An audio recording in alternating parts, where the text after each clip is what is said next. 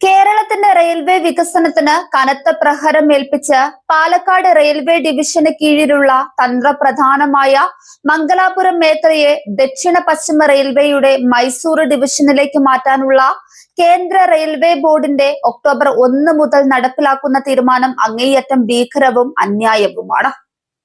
കേരളത്തെ വഞ്ചിച്ചുകൊണ്ട് മുന്നറിയിപ്പില്ലാതെ കൈക്കൊണ്ട ഈ ഏകപക്ഷീയ നടപടിക്കെതിരെ സംസ്ഥാനത്തുടനീളം ശക്തമായ പ്രതിഷേധമാണ് ഉയർന്നു വരുന്നത്.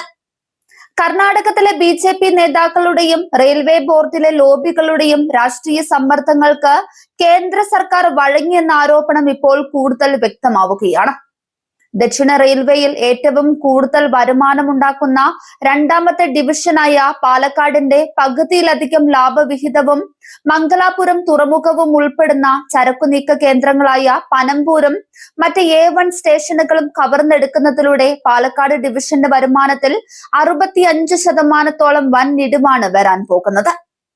ഭാവിയിൽ ലാഭകരമല്ല എന്ന വ്യാജ കാരണം പറഞ്ഞ് പാലക്കാട് ഡിവിഷനെ പൂർണ്ണമായി ഇല്ലാതാക്കാനുള്ള ആസൂത്രിത ഗൂഢാലോചനയാണിത്. കേരളത്തിന്റെ സാമ്പത്തിക ഭദ്രതയെയും റെയിൽ യാത്രാവകാശങ്ങളെയും തൃണവൽക്കണിച്ച ഈ സാമ്രാജ്യത്വ നയത്തിനെതിരെ കക്ഷി രാഷ്ട്രീയ ഭേദമന്യേ ഭരണ പ്രതിപക്ഷ ജനപ്രതിനിധികളും MPമാരും രംഗത്തെത്തി കഴിഞ്ഞു. മലബാർ മേഖലയിൽ നിന്നുള്ള ട്രെയിനുകളുടെ സമയക്രമീകരണവും പുതിയ സർവീസുകൾക്കുള്ള അനുമതിയും ഇനി മൈസൂർ ഡിവിഷന്റെ കാരുണ്യത്തിന് മുൻപിൽ കൈകൂപ്പി നിൽക്കേണ്ട അവസ്ഥയിലാണ്. തിരുവനന്തപുരവും പാലക്കാടും കോർത്തിണക്കി കേരളത്തിനൊരു സ്വന്തം റെയിൽവേ സോൺ എന്ന പതിറ്റാണ്ടുകളായുള്ള ന്യായമായ ആവശ്യത്തെയും ജീവനക്കാരുടെ തൊഴിൽ സുരക്ഷിതത്വത്തെയും പൂർണ്ണമായും തള്ളിക്കളയുന്നതാണ് ഈ വിഭജനം. വരുമാനം അടിസ്ഥാനമാക്കി അനുവദിക്കുന്ന റെയിൽവേയുടെ വികസന ഫണ്ടുകൾ ഇല്ലാതാകുന്നതോടെ വടക്കൻ കേരളത്തിലെ പാത ഇരട്ടിപ്പിക്കലും അടിസ്ഥാന സൗകര്യ വികസനവും പൂർണ്ണമായും നിലയ്ക്കും.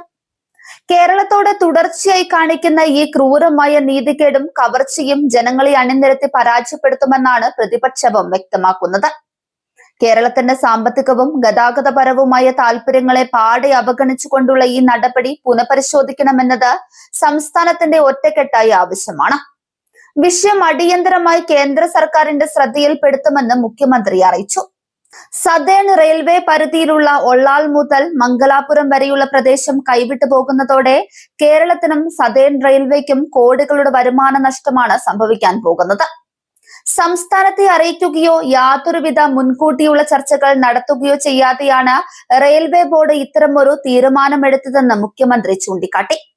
പ്രശ്ന പരിഹാരത്തിനായി പ്രധാനമന്ത്രിക്കും കേന്ദ്ര റെയിൽവേ മന്ത്രിക്കും അടിയന്തരമായി കത്തയക്കും. തിരുവനന്തപുരത്ത് നിന്നുള്ള ജനപ്രതിനിധികളെയും MPമാരെയും കൂട്ടിയിണക്കി കേന്ദ്ര സർക്കാരിനുമേൽ ശക്തമായ സമ്മർദ്ദം ചെലുത്താനാണ് സംസ്ഥാന സർക്കാരിന്റെ തീരുമാനം. കേരളത്തിന്റെ ചിരകാല സ്വപ്നമായ സ്വന്തം റെയിൽവേ സോൺ എന്ന ആവശ്യത്തിന് വൻ തിരിച്ചടിയേകുന്നതാണ് പുതിയ വിഭജന തീരുമാനം.